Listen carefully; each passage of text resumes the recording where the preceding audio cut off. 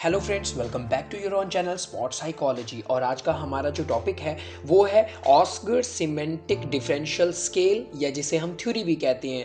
यानी आज के इस टॉपिक में हम ऑस्गुड की सिमेंटिक डिफरेंशियल थ्योरी को जानेंगे और जानेंगे क्या ये थ्योरी है या ये एक टेक्निक है जिसमें हम डेनोटेशन और कैनोटेशन के बारे में जानेंगे। So without any time wasting, let's start it.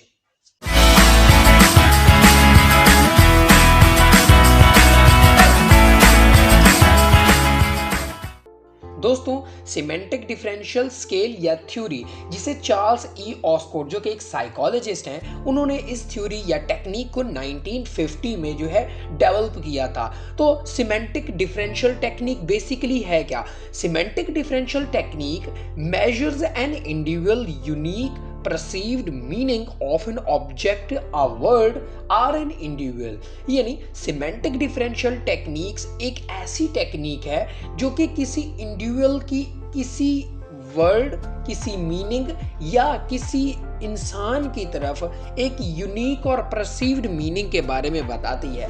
दोस्तों, ऑस्गुड की ये थ्योरी जो है एक स्केल भी है जिसमें हम किसी इंडिविजुअल के जो है परसीव्ड मीनिंग के बारे में जानते हैं कि वो एक किसी ऑब्जेक्ट, किसी वर्ड या किसी इंडिविजुअल की तरफ उसकी क्या फीलिंग्स होते हैं, उसके क्या आइडियाज होते हैं, यानी उसके क्या कैनोटेशन जो है मीनिंग होते हैं। यहाँ पे दो चीज़ें यूज होती हैं, एक कैनोटेशन और एक है डेनोटेशन। डेनोटेशन का मतलब है किसी भी वर्ड की तरफ उसका एक्चुअल मीनिंग, यानी denotation means the exact meaning of word, और कैनोटेशन का मतलब है कैनोटेशन मीन्स द आइडिया और feelings that the word invokes.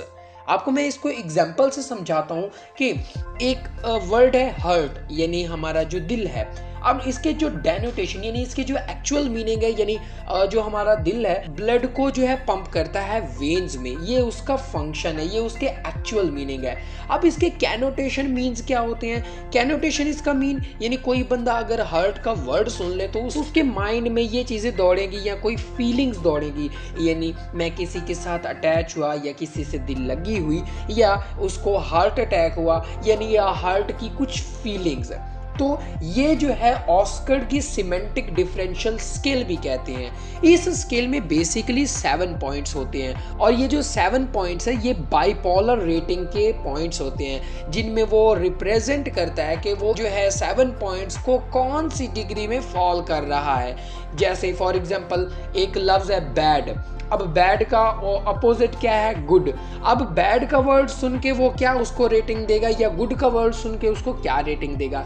ये बेसिकली स्केल है, यानी ये स्केल यूज किया जाता है किसी इंडिविजुअल के परसीव्ड मीनिंग को चेक करने के लिए कि वो उस वर्ड को, उस इंडिविजुअल या ऑब्जेक्ट को देख सुन के उसके बारे में क्या चीज़ परसीव्ड करता है, यानी उसकी कैनोटेशन मीनिंग्स को फाइंड आउट करता है।